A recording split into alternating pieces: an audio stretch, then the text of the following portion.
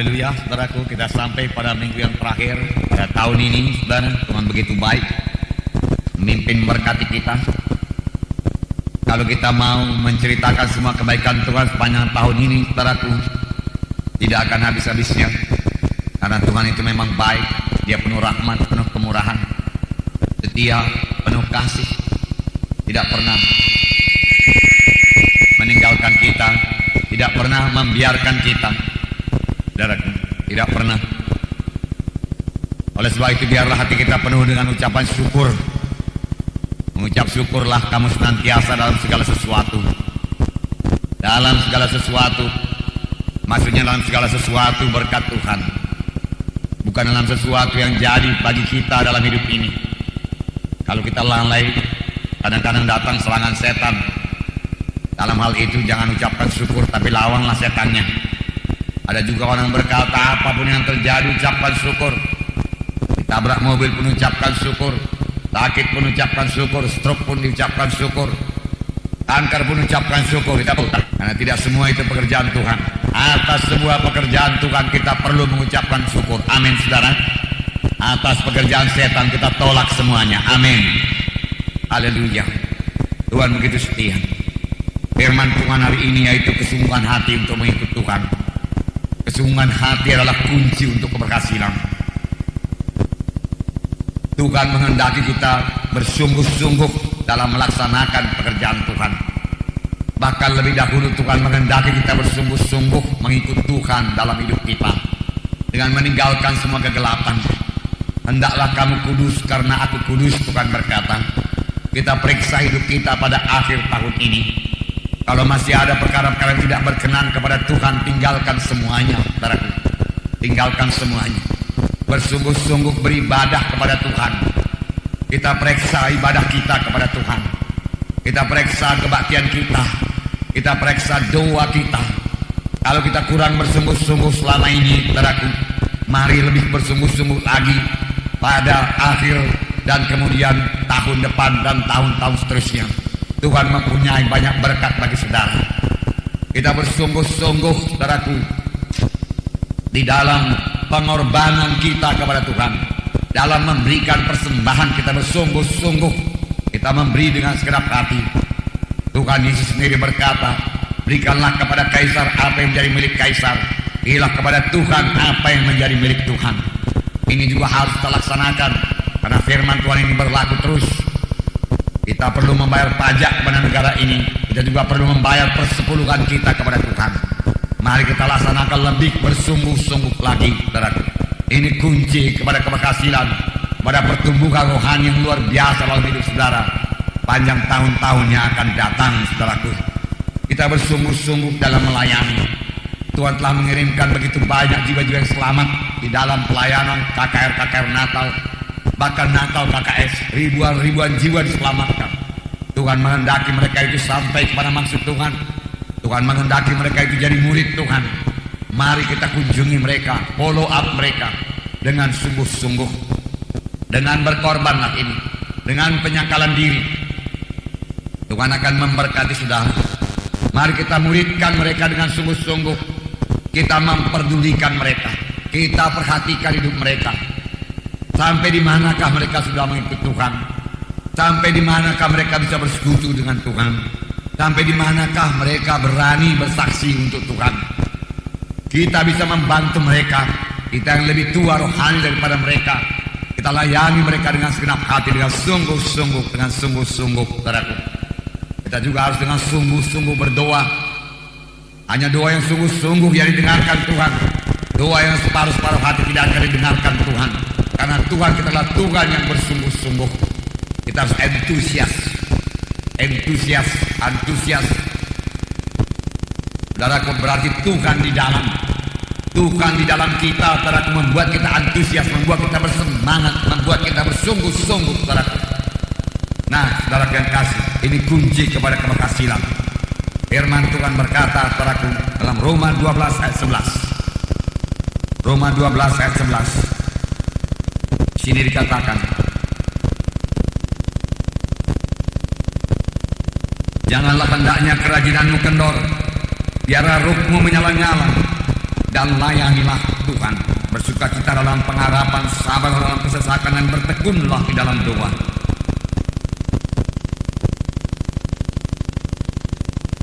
Puji Tuhan, saudaraku, di sini dikatakan janganlah hendaknya kerajinan kendor.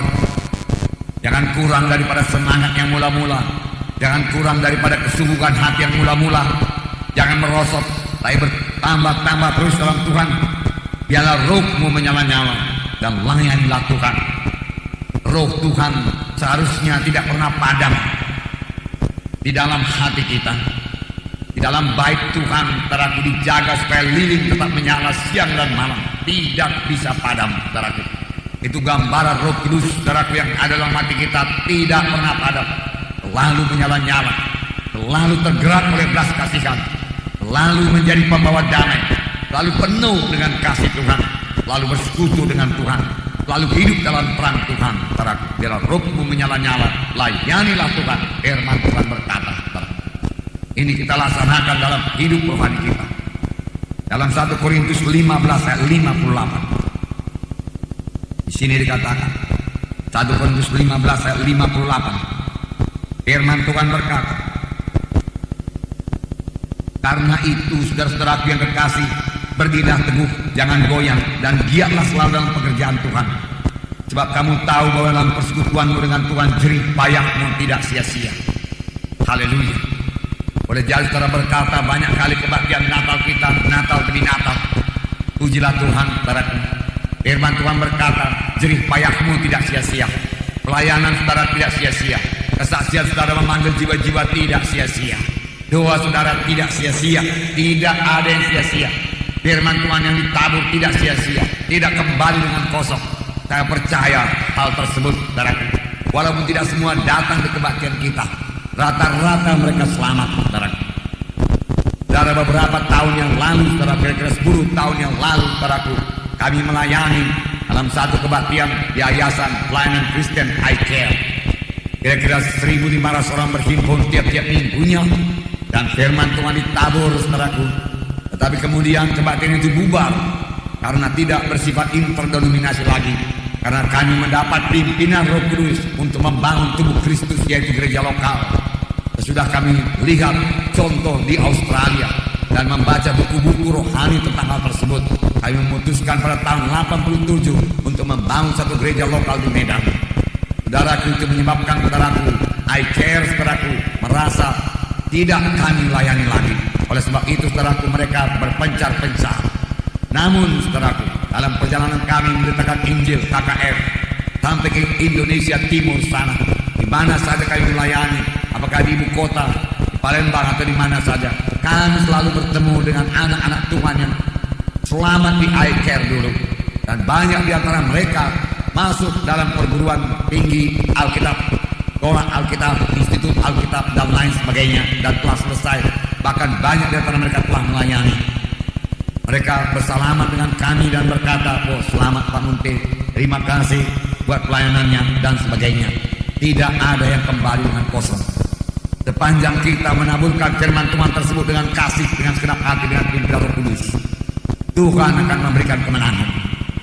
Saudaraku, apalagi sekarang Tuhan telah menyediakan wadah gereja lokal ini, saudaraku, yang memang benar-benar kehendak Tuhan yang sempurna. Bukan kehendak Tuhan yang diboleh-bolehkan sama sebagaimana para church atau yayasan-yayasan atau persekutuan-persekutuan doa itu. Tetapi ini adalah kehendak Tuhan yang sempurna. Saya tidak berkata kita sudah sempurna, kita masih banyak kekurangan. Tapi inilah kehendak Tuhan yang sempurna, yaitu gereja lokal. Inilah proyek Tuhan yang terakhir, saudaraku, sebelum kedatangannya kedua kali.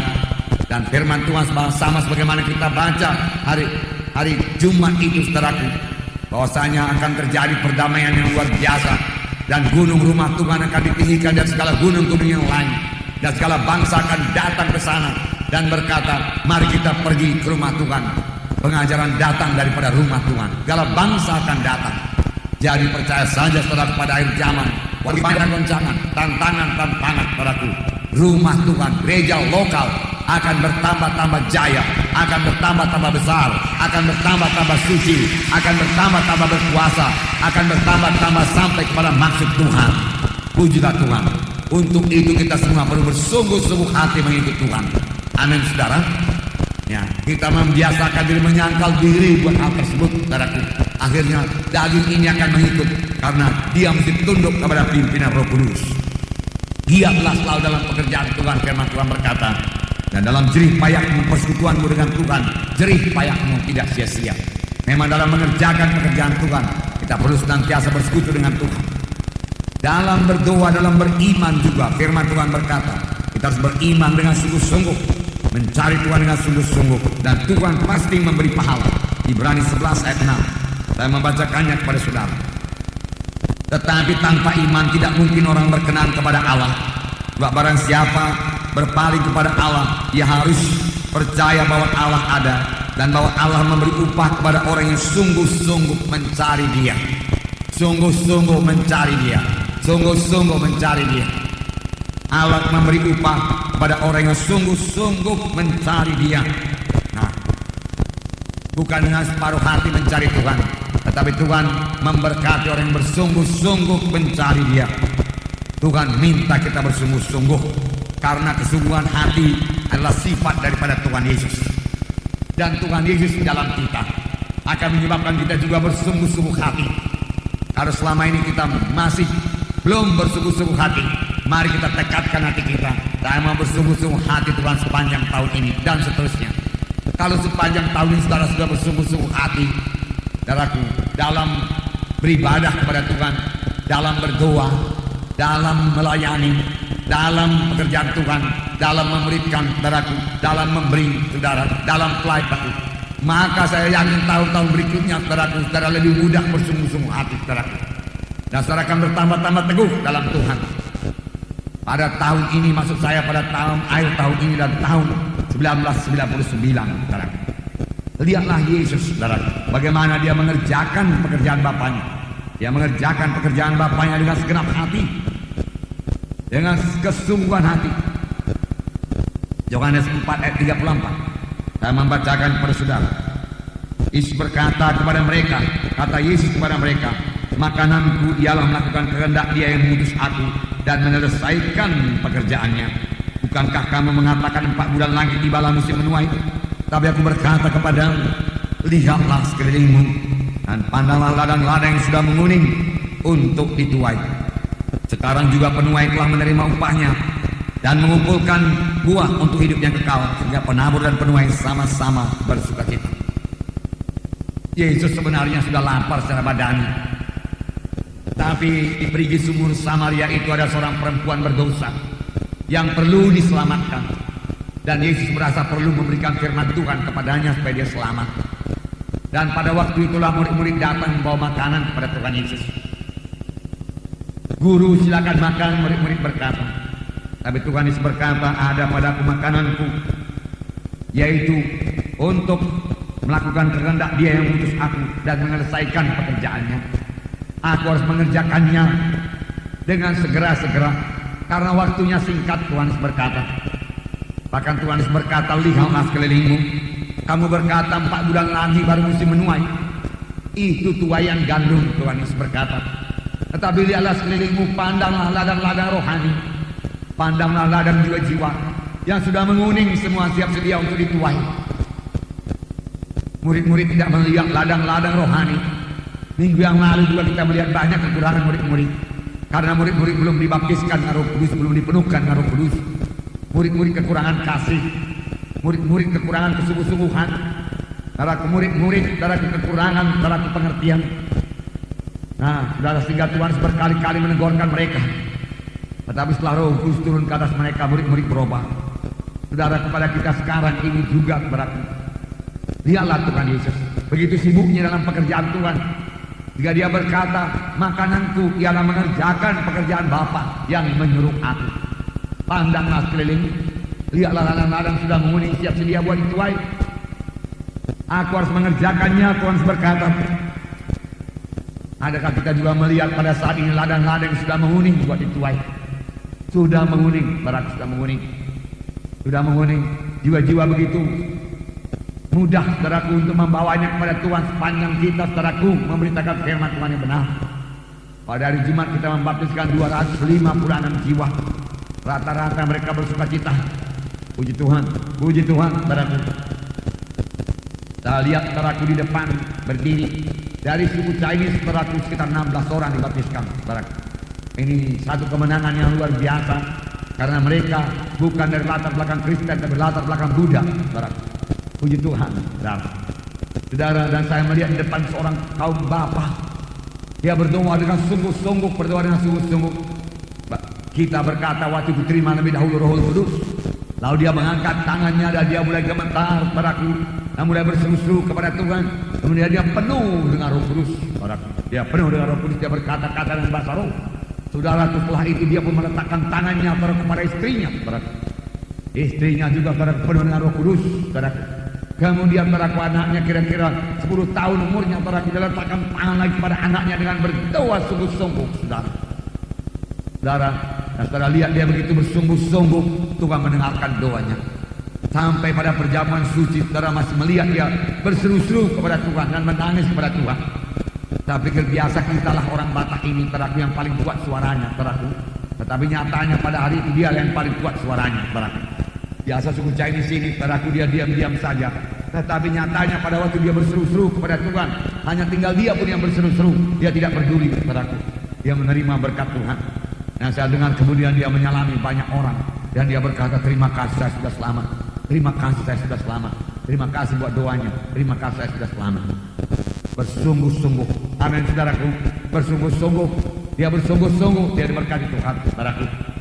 Dan kita juga harus bersungguh-sungguh menginjili mereka karena Tuhan cinta kepada mereka. Haleluya. Puji Tuhan, saudara. Saudara yang kasih dalam nama Tuhan Yesus. Bahkan Tuhan Yesus lebih bersungguh-sungguh lagi karena sukacita Tuhan Yesus yang terbesar, yaitu mengerjakan pekerjaan Bapaknya. Saudaraku, sedikit-sedikit, saudaraku, saya alami juga, saudaraku, dari mula-mula melayani ke desa-desa, saudaraku. Dan daerah itu gelap. Banyak yang berbegu, belum mengenal Yesus pada waktu itu, saudaraku. Tahun 65, 67, saudaraku. Tahun 70 kami, 73, 75. Listrik juga belum masuk ke desa. Jalan menuju sukar, saudara, kami tempuh dengan sebisa-bisa kami sampai ke desa dan kami beritakan Injil Tuhan.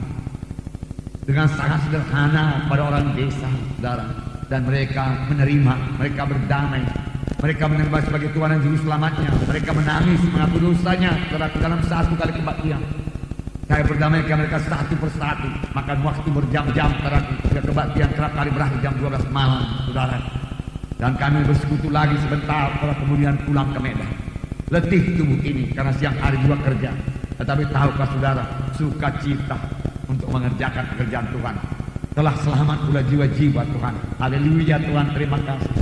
Betapa indahnya sorga melihat jiwa-jiwa itu selamat Tuhan. Aku bersyukur padamu, kami bersyukur padamu, kami bersyukur padamu. Haleluya, haleluya. Dan itu menahan saya daripada mengantuk waktu membawa mobil kira-kira 1 jam atau 2 jam atau 3 jam lagi untuk mencapai kota Medan. Indah sekali membawa jiwa-jiwa kepada keselamatan. Dan sampai di Medan berdoa, pagi hari berdoa lagi, saudaraku, mengapa? Karena rasa-rasanya tidak bisa melepaskan jiwa-jiwa yang sudah selamat itu perlu didoakan. Saya jangan lagi ditipu setan. Karena tidak semua isi kampung itu bertobat. Masih ada juga dukun-dukun di sana. Masih ada juga kuasa-kuasa kegelapan di sana. Perlu dilindungi mereka melalui doa dan dimbutuhkan darah Yesus. Apalagi mereka belum dibaptiskan. Dan baptisan, saudaraku, merupakan pergumulan yang hebat bagi orang desa. Saudaraku, karena mereka dalam satu community, satu kebersamaan. Dan kalau ada pesta mereka harus bersama-sama dalam desa itu, saudaraku. Dan dalam acara-acara yang kegelapan, itulah yang kita katakan harus diputuskan semua untuk mengikut Tuhan, untuk beroleh hidup yang kekal. Memerlukan doa yang sungguh-sungguh, pelayanan yang sungguh-sungguh. Saya katakan pada saudara, sungguh-sungguh. Dan dia juga harus mengambil keputusan yang sungguh-sungguh untuk mengikut Tuhan. Semuanya laksanakan dengan sungguh-sungguh. Dan akhirnya mereka berkemenangan. Amin, saudara. Sungguh-sungguh, sungguh-sungguh, sungguh-sungguh. Dan kami juga, saudaraku, melayani dengan sungguh-sungguh, saudaraku. Tidak kenal mundur, saudaraku. Firman Tuhan dengan sungguh-sungguh, kesaksian dengan sungguh-sungguh. Semua dengan sungguh-sungguh. Dan Tuhan memberkati dengan sungguh-sungguh. Amin, saudara. Jadi kalau pada tanggal 25 saudara dapat perkataan pembawa damai, saya membawa damai.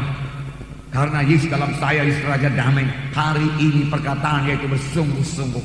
Bersungguh-sungguh, bersungguh-sungguh. Amin, saudaraku. Bersungguh-sungguh. Dalam Markus pasal 3, 20 dan 21. Saya membacakan pada saudara ayat 20.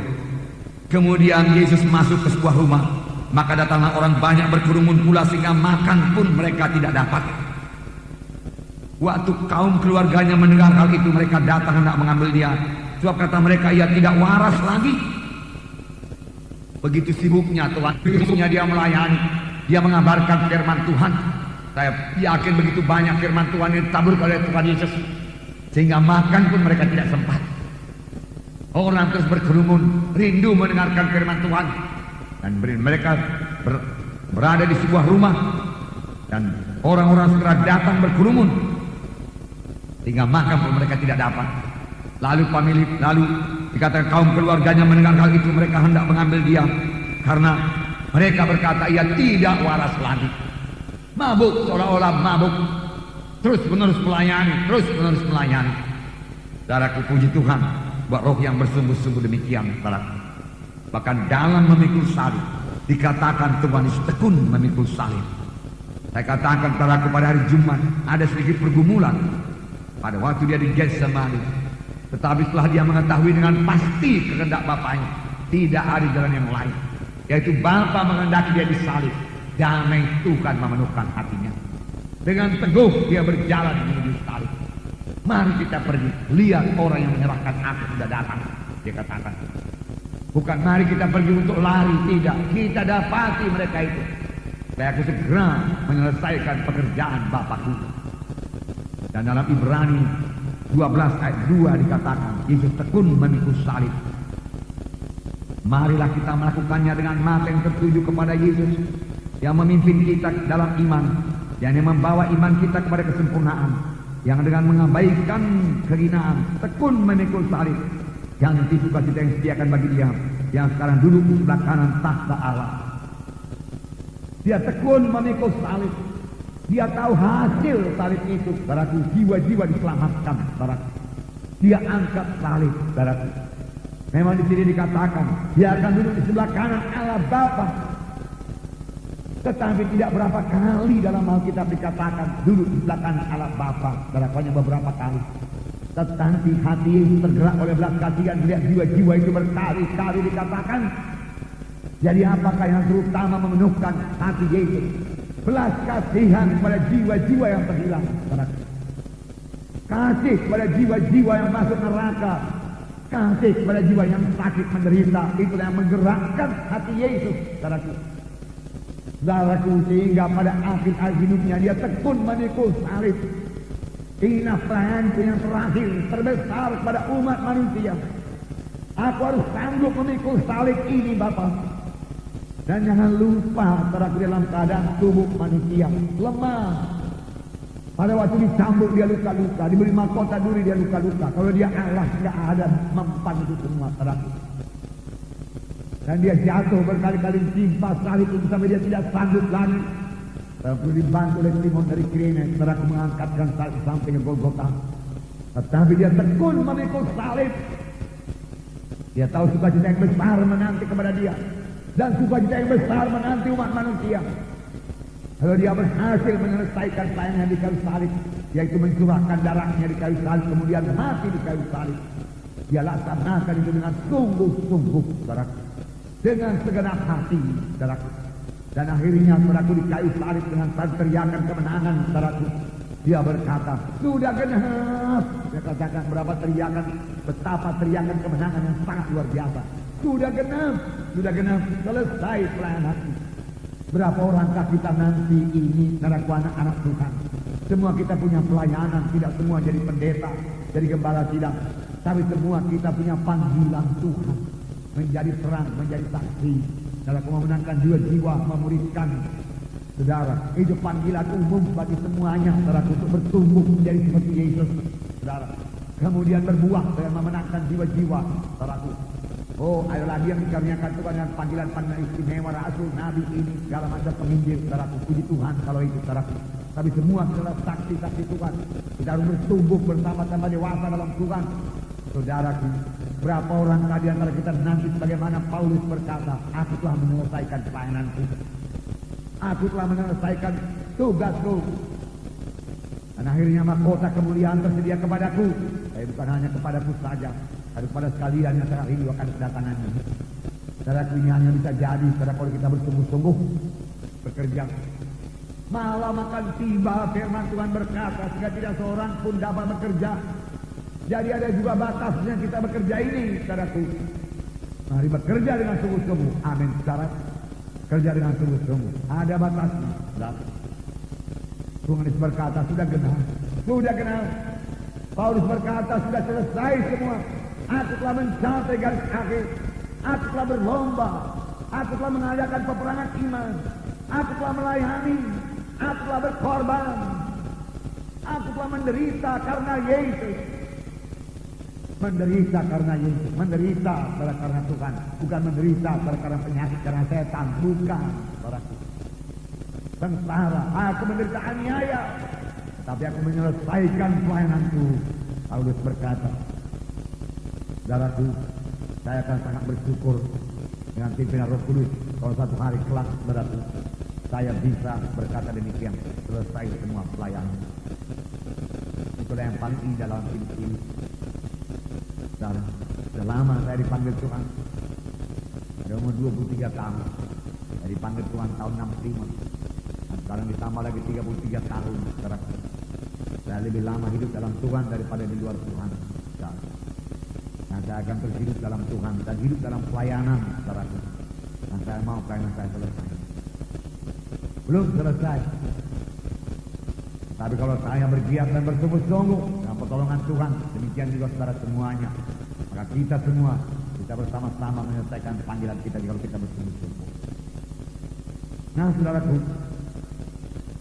sekarang bagi saudara yang mau mohon kesembuhan, salah bersungguh-sungguh. Bersungguh-sungguh. Bagaimana bersungguh-sungguh? Dalam Markus pasal 5 ayat 25 sampai 34. Sederhana. Ayat 25 Markus 5 sudah sering kita baca. Ada di situ seorang perempuan yang sudah 12 tahun lamanya menderita pendarahan. Ia telah berulang-ulang diobati oleh berbagai tabib hingga telah dihabiskannya semua yang ada padanya. Namun sama sekali tidak ada faedahnya. Malah sebaliknya keadaannya makin memburuk. Ia sudah mendengar berita-berita tentang Yesus. Maka di tengah-tengah orang banyak itu yang mendekati Yesus dari belakang dan menjamah jubahnya. Sebab katanya, kalau jamah saja jubahnya aku akan sembuh. Ketika itu juga berhentilah pendarahannya. Dan ia merasa bahwa badannya sudah sembuh dari penyakitnya. Pada ketika itu juga Yesus mengetahui bahwa ada tenaga yang keluar dari dirinya. Lalu ia berpaling di tengah orang banyak dan berkata, siapa yang menjamah jubahku? Murid-muridnya menjawab, engkau melihat bagaimana orang-orang ini berdesak-desakan dekatmu. Dan engkau bertanya, siapa yang menjamah aku? Lalu ia memandang sekelilingnya untuk melihat siapa yang telah melakukan hal itu. Perempuan itu yang menjadi takut dan gemetar ketika mengetahui apa yang telah terjadi di dirinya, tampil dan tersungkur di depan Yesus. Dan dengan tulus memberitahukan segala sesuatu kepadanya. Maka katanya kepada perempuan itu, hai anakku, imanmu telah menyelamatkan engkau. Pergilah dengan damai dan terbuka daripada penyakitmu. Saudaraku, perempuan ini, satu pelajaran dari perempuan ini, saudaraku, untuk menerima kesembuhan, dia sungguh-sungguh mau disembuhkan. Dia sungguh-sungguh. Selama 12 tahun itu pun dia sungguh-sungguh mau disembuhkan. Hanya belum sampai pada tempat yang tepat. Dia boleh jadi pergi ke dukun, saudaraku, boleh jadi pergi ke dokter, saudaraku. Syukur-syukur Tuhan masih berrahmat kepadanya, saudaraku. Karena sebenarnya kalau orang Kristen, saudaraku, dilarang berdukun. Orang Yahudi juga dilarang berdukun. Karena perjanjian lama diterangkan itu, saudaraku. Nah, saudaraku yang kasih dalam nama Yesus, dia tidak putus asa. Dia bersungguh-sungguh. 12 tahun sakit bukan waktu yang sebentar, saudaraku. Pendarahan, saudaraku. Penyakit yang dikucilkan orang pada waktu itu. Tetapi dia tidak putus asa. Dia tidak berkata tidak ada harapan lagi. Mati sajalah aku. Udahlah cukup sampai sekian saja. Dia tidak berkata demikian. Tapi dia berkata bisa lagi bisa. Aku mau hidup Tuhan. Aku mau hidup. Pelayananku belum selesai Tuhan. Aku mau berbuat bagimu Tuhan. Aku perlu tubuh yang sehat Tuhan. Dengan tubuh yang sakit seperti ini, minim sekali bisa dikerjakan bagimu Tuhan. Bahkan aku tidak bisa bekerja pun selain engkau. Apalagi dengan penyakit seperti ini, orang pun tidak mau mendengarkan aku. Orang berkata ini tutup dosa, Tuhan tutup dosa. Aku tidak mau Tuhan, mereka katakan dalam bentuk dosa. Mereka tidak mendengarkan aku Tuhan. Oleh sebab itu Tuhan, sembuhkan aku Tuhan, sembuhkan aku Tuhan, sembuhkan aku Tuhan. Aku tidak mau mati Tuhan, tidak mati. Aku sembuh, aku sembuh. Apalagi setelah dia mendengar berita-berita tentang Tuhan Yesus. Ini dalam Markus pasal 5. Dalam Markus pasal 1 sudah diterangkan mengenai kesembuhan. Dan dikatakan dia mendengar berita-berita tentang Yesus. Berita-berita tentang Yesus. Tentunya dalam Markus sebelumnya, saudara. Dalam Markus pasal 1 dikatakan, dalam ayat 32 dikatakan, menjelang malam sesudah matahari terbenam dibawalah kepada Yesus semua orang yang menderita sakit dan yang dirasukan setan. Maka berkerumunlah seluruh penduduk kota itu di depan pintu. Ia menyembuhkan banyak orang yang menderita bermacam-macam penyakit dan mengusir banyak setan. Ia tidak memperbolehkan setan-setan itu berbicara, sebab mereka mengenal dia. Ini tentunya tersebar berita ini, tersebar. Walaupun pada waktu tidak ada koran, tidak ada TV dan lain sebagainya. Orang-orang selalu memberitakan tentang Yesus, tentang mujizat Tuhan. Sudah lama-lama, ratusan tahun, kira-kira 400 tahun tidak ada mujizat. Saudara, bangsa Israel sudah ke-8, mulai daripada Maleakhi, saudara, sampai ke perjanjian baru kira-kira 400 tahun. Tidak ada wahyu, tidak ada suatu tanda ajaib, tanda mujizat. Kemudian mereka menunggu Mesias. Kemudian datang Mesias dengan segala tanda ajaib. Tentu mereka saudara membawa berita ini kemana-mana. Dan sudah dikatakan menjelang malam, sudah matahari terbenam, Yesus masih juga melayani.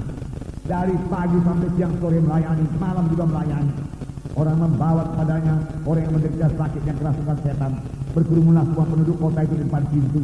Dia menyembuhkan banyak orang yang menderita bermacam-macam penyakit dan mengusir banyak setan. Ia tidak memperbolehkan setan-setan itu berbicara, sebab mereka mengenal dia. Nah, saudara, berita ini sampai kepada perempuan tersebut. Kemudian dalam ayat 40, Markus 1, seseorang yang tadi kusta datang kepada Yesus sampai berlutut di hadapannya yang memohon bantuannya. Kalau engkau mau, engkau dapat mentahirkan aku. Maka tergeraklah hatinya oleh belas kasihan. Lalu ia mengulurkan tangannya menjamah orang itu dan berkata kepadanya, aku mau jadilah engkau tahir. Seketika itu juga lenyaplah penyakit kusta orang itu dan dia menjadi tahir. Saudaraku, ini juga didengar oleh perempuan tersebut. Perempuan yang sakit 12 tahun itu menyembuhkan imannya sehingga dia berkata, aku sembuh, aku sembuh. Kemudian kita membaca dalam Markus pasal 2 ayat 10. Tetapi supaya kamu tahu bahwa di dunia ini anak manusia berkuasa mengampuni dosa, berkatalah ia kepada orang lugu itu kepadamu, dikatakan, bangunlah, angkatlah tempat tidurmu dan pulanglah ke rumahmu. Dan orang itu pun bangun segera mengangkat tempat tidurnya dan pergi keluar di hadapan orang-orang itu. Yang mereka semua takjub lalu memuliakan Allah, katanya, yang begini belum pernah kita lihat. Yang begini belum pernah kita lihat. Tentu ini satu ajaib Tuhan yang luar biasa. Dan mereka tidak bisa menyimpan hal tersebut dalam hatinya. Mereka menceritakan kepada orang lain. Dan kedengaran kepada perempuan tersebut, perempuan yang tadi 12 tahun. Dan dia dengan sungguh-sungguh berkata, aku sembuh, aku bisa sembuh, aku sembuh, aku sembuh. Aku tidak jadi mati, aku sembuh. Lalu dia sungguh-sungguh mencari Yesus, saudaraku. Tetapi dia dapati Yesus dikerumuni oleh orang banyak. Dan sebagai seorang perempuan yang sakit pendarahan, saudaraku, tidak layak untuk datang ke kerumunan laki-laki demikian. Namun dia mengatasi semua alangan-alangan tersebut. Dia datang, sebab katanya, aku sembuh. Kalau aku jamah di bait, aku sembuh, aku sembuh. Dengan sungguh-sungguh saudaraku dia maju. Dengan kemauan yang kuat dia maju, dengan segala hati dia maju. Dan dia jamah di wajah itu.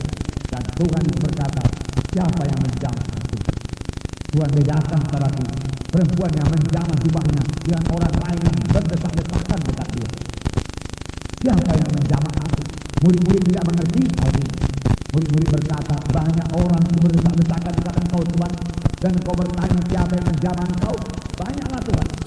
Tuhan berkata dalam orang perempuan di sini, dia katakan, dia datang dengan iman, dia datang dengan gerak hati, dia datang dengan bersungguh-sungguh hati. Dia percaya sungguh-sungguh dia hidup, dia percaya sungguh-sungguh dia sembuh, dia tidak mau mati. Dia mendengar berita-berita tentang diriku yang menyembuhkan. Dia percaya sungguh-sungguh aku menyembuhkan dia, maka aku sudah menyembuhkan dia. Mana dia orang tersebut? Perempuan itu takut dan gemetar dan berkata, akulah dia Tuhan. Lalu Tuhan berkata, hai anakku, imanmu telah menyembuhkan engkau. Iman ditunjukkan dengan tindakan yang sungguh-sungguh, percaya yang sungguh-sungguh.